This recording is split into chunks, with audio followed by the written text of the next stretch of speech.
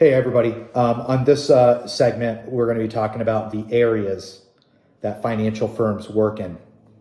Now, it can vary from state to state. I personally, I can work in 50 states. I'm licensed in about 12. I do the majority of my work in New York because I'm from New York. So in New York State, we work in 4 areas. The first is investments. Investments is simply, well, it's not simple, but the offense, growing your money, increasing your net worth. If you're worth 0, we're trying to get you to 250 or 500 or $1 million or 2 million. So that's putting points on the board. Think of it like sports. But as though offense is important and you need to score points to win the game, you need a good defense too. You ever heard the saying, defense wins championships, right? Now, defense is protecting you as you grow the pile of money. It is protecting your pile of money, because as your net worth goes up and up and up and up, you can lose it. There's theft, there's divorce, there's nursing homes, there's hospitals, scams. There's a lot of things that can decimate your plan. And a good defense will make sure that doesn't happen. So number 2, defense, offense and defense. Those are the first 2 areas. Number 3 is estate planning. This is having a legal document written up. Well, excuse me, that's for the will. But estate planning is setting up for efficient wealth transfer. Because when you pass away, somebody's going to get your stuff. Now, if you don't have the legal documentation of where you want your things to go, the government's going to decide.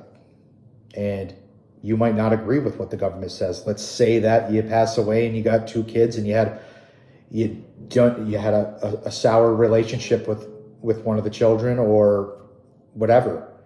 And you wanted everything to go to the other child.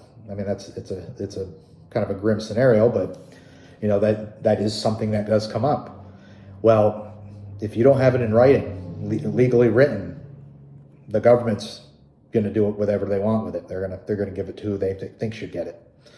So estate planning, very important, but it comes at the right time. You know, I don't have 20-year-olds and 30-year-olds flocking in here to write their will and get their estates in order, right? But I do have a lot of 60-year-olds, 70-year-olds and up. That's what they're thinking about. So as you get older, this stuff starts to come on the radar. That's number 3. So offense, defense, estate planning.